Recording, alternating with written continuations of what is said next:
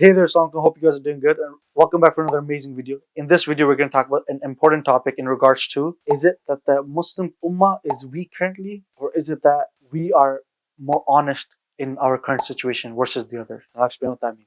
Without any further ado, let's get this video started.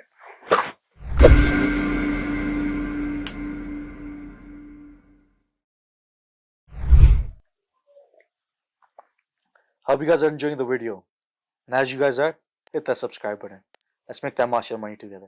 I always see these podcasts or I see these videos of people going around and talking in the streets in regards to the Arabs and the Muslims and the Pakistanis and why are the Muslims leaving their homelands and their home countries to and coming to the West and living in the West if the Muslim countries are so good and the Western countries are so bad, blah blah blah blah blah. All right, this discussion can be taken from 1,000 angles, but because this channel is about Islamic finance and economics and blah blah blah, like in regards to capital markets, we're going to talk about it from that perspective. Now, let's break this down and let's try to understand what has happened over the last 100 years and why this discussion is even happening and why the discussion is an invalid discussion. Okay, from the last 100 years, from the Industrial Revolution or when oil was discovered in the Western lands, what has the Western lands done from since then till now, and what has it gained?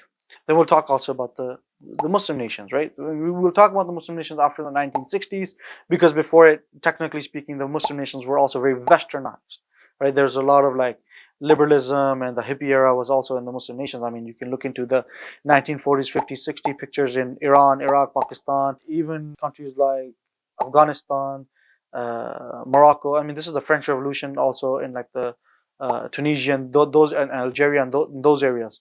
So you can look into them, but we'll talk from before, from for the Western and then after. But you'll at the ending of the conversation you'll understand what I'm trying to say. So they discovered oil. They put the entire world's economy and a focus on this one commodity. So they narrowed down the asset class to what they specialized in. So the money flows from all across to one area, giving them the economic power which they didn't possess as much from before. Then we go along our time. There's Industrial Revolution, there's World War I, there's World War II, and then there's a introduction of a deeper credit system for the Western markets. Western markets take so much loans, and using those loans, using those money that they don't own, right? They're taking debt, all this debt, all this debt, all this debt, and growing their economy, building infrastructure, building buildings and homes, and blah blah blah blah blah. But they're not able to justify all that, and that's why there's crashes that happen constantly in the West, which then do repercussions on the East. Now, look, we're talking about finance, we're talking about economics, we're talking about capitalism, the effects of capitalism, right? The East, the Muslim nations still have crashes also. I have to acknowledge that, but their crashes are not linked to direct financial, wrongdoings. It's rather usually more linked to, politics or some the West coming into their countries and destroying and blah blah blah, right? So there is crashes that happen, but the West, they take so much debt, they take all this money, and they built this entire economy, they built this entire communities. However, it's a false system, it's a false narrative, it's a false uh, economics that they've built, because it's not on uh, pure and true recognition of money. It's on this hyper amount of money that they don't even own. So they've taken debt, they've built these things. Now, how can you justify that debt? Is if you build enough economic gain and economic value from it, but they're not able to. And what do they do? Because they're not able to pay back all this and build enough economic value, we see the repercussions across the world in regards to the wars that they've created. So they create all these unjustified wars and blah blah blah, because they need to still keep that financial control, or else, because if they lose that financial control, they cannot they will and they don't have the value that they created for all the debt that they've pulled from the economy. Their entire economy will collapse. So they have to make this false system and keep running that false system, because without it their entire economies will be destroyed.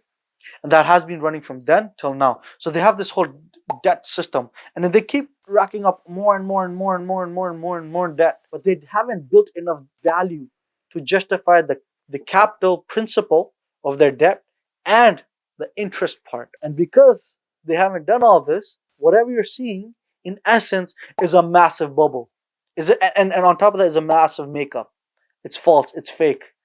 It's like, I'll give you an example. You're 25, 26 years old, and you have to make yourself look in a certain way. Now, because you don't have the finances to make yourself look like a certain way, you take all that debt, buy nice suits, you buy nice cars, you get all this house, and then you go into trying to make yourself look in a certain way because you think it's going to give you repercussions of good financial value. However, it doesn't.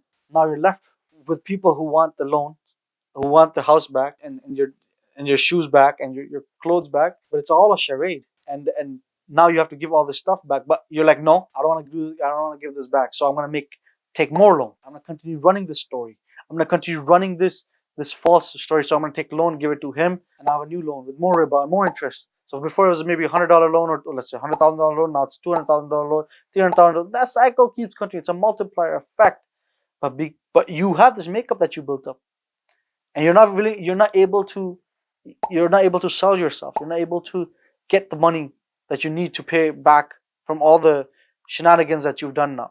And this is the cycle that the West is, and this is the cycle that majority of these nations are. They're all false debt-based economies. Like, you can look into the amount of debt that Canada has, the amount of debt that America has, and you truly think that this is gonna survive? You truly think that the American debt is gonna survive? Think about it. And I think if you study anywhere in economics, you'll realize very quickly, no, everything comes back into equilibrium at some point, because the debt is so high.